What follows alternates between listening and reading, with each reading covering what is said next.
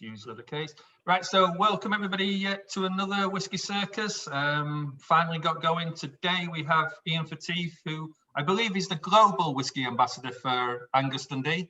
Yeah, that's one. Yeah, I also dabble with blending as well. We do a bit of everything at Angus Dundee. Brilliant. Yep. So what I'll do is I'll hand you over to Ian. If you can introduce yourself and then tell us a bit about the company, and then we'll talk about the whiskies once you've done that. So over to you, Ian. Yep. So hi folks, how you doing?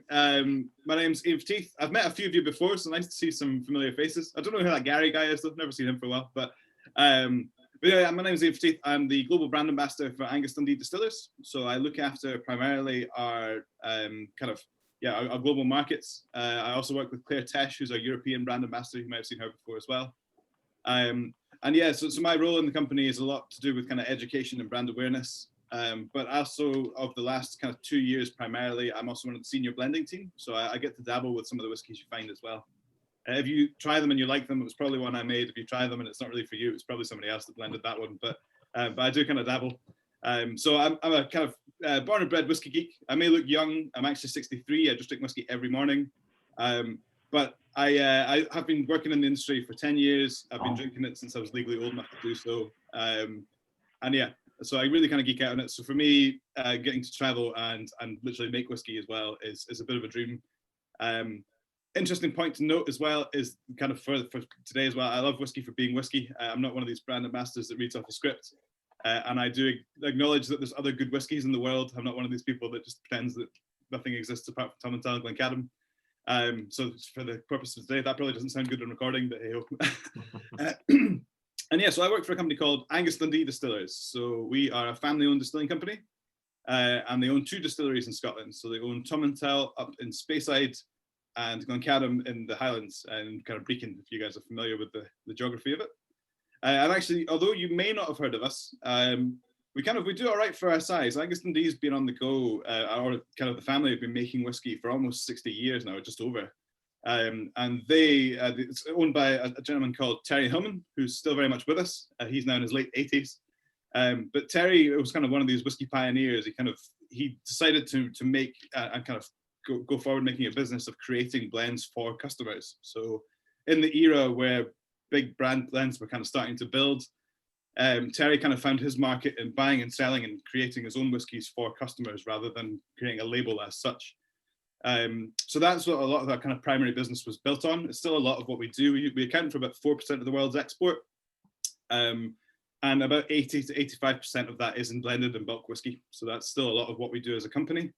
But Angus Dundee was officially founded in 1988. Before that, Terry was working, he founded Burns Stewart Distillers. And when Angus Dundee was founded, they wanted to kind of acquire distilleries and kind of build more on the single malt side of things as well. So they bought Tomintoul in the year 2000 and they bought Glencadam in 2003. And so that's our kind of little family of whiskey, I suppose. Yeah, and I mean, what interests me is that, I mean, I've been round Tomintoul, and when you go round the site, it's quite a big site, but yet Tomintoul and Glencadam are another one of these whiskies that are very underrated. And, you know, it's a shame because I suppose with Tomintoul, most of that probably does go into blends anyway, but, you know, how big is the blending side of Angus Dundee? So like I say, it's about 80% of our whole operation. It depends on the years. Sometimes we use more malts than others from our distilleries. And as things have evolved, I mean, we still use a lot of, we still buy a lot from reciprocal trading and things like that. So a lot of our blends are made up of, obviously you can't just make blended whiskey with 2 single malts and a grain. So we do a lot of kind of trading with that as well. But yeah, so it is about 80% of the operation is blended. I would say that year on year, the malt becomes more of a kind of a focus. Our single malts are becoming better known. And as that happens, we are focusing more on it.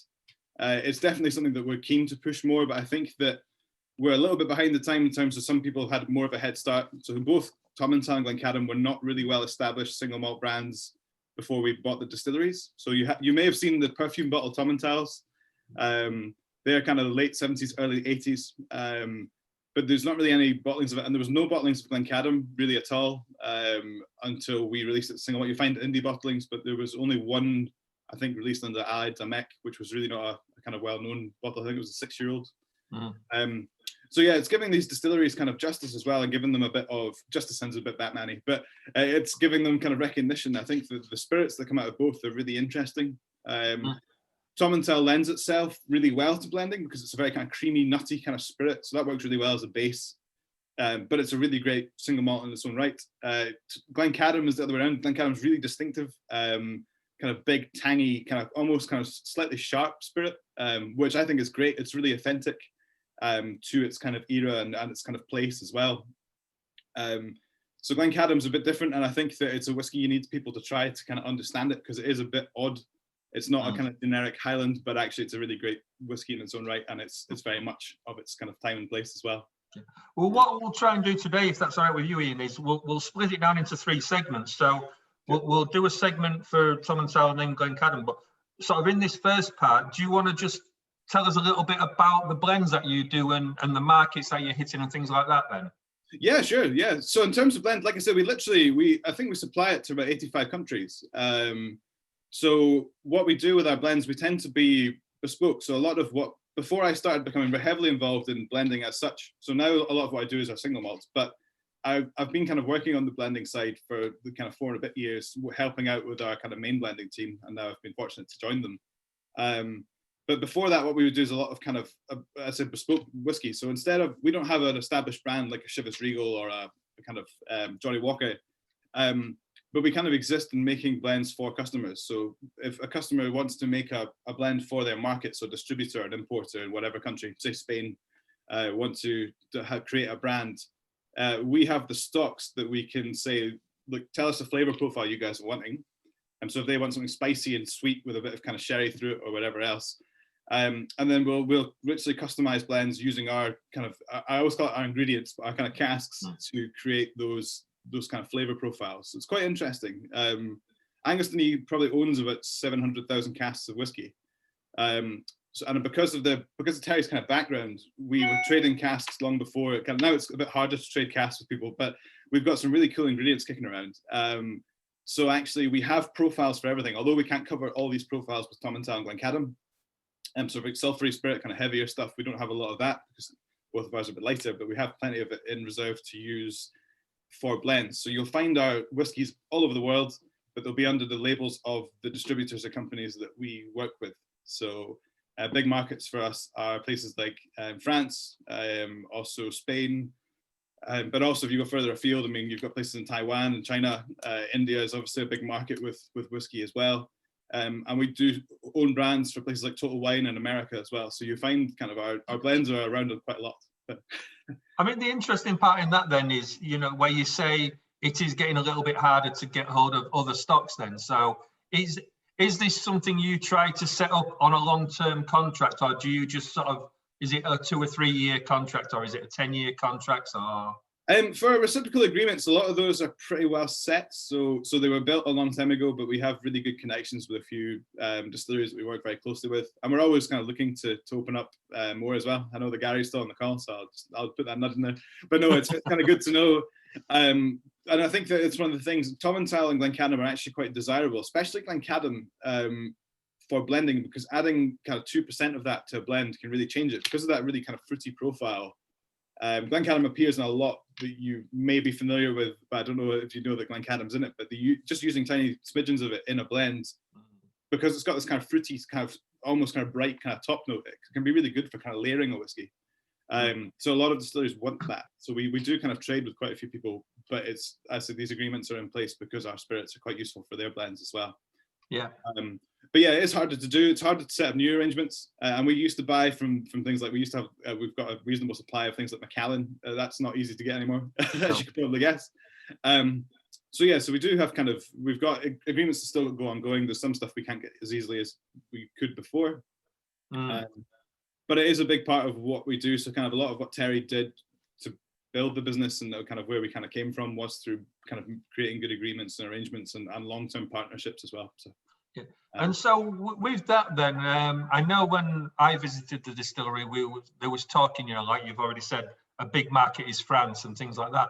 Is there any sort of countries that are not as big with whiskey as normal, but you are putting blends into there, or is it just the normal big players? No, it's quite. I mean, the blends take off in quite a few places. So there's quite a lot of kind of Eastern European markets, which are maybe not as well established for single malts, where you'll find our blends. So I think that as the people, especially if they're kind of distributors in wine and spirits, or importers, or if they own a winery, for example, a lot of these people want to have a whiskey to their arm, but maybe don't want to have a single malt range.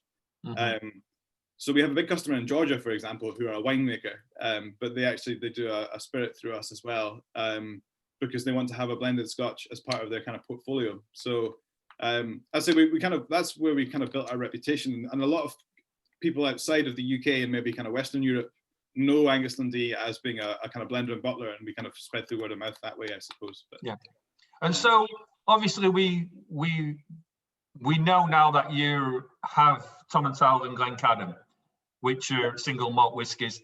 So for those that don't know, what are the grains that you're using then, and where are they coming from? So we use a lot from Girvan, but we source from quite a few places. So you're getting Invergordon, we're getting North British. It just kind of depends. But a lot of our main partnerships come through grants and things like that. So we do have quite a lot that goes through those. Yeah. So there's no plans of having your own grain facility or anything like that then?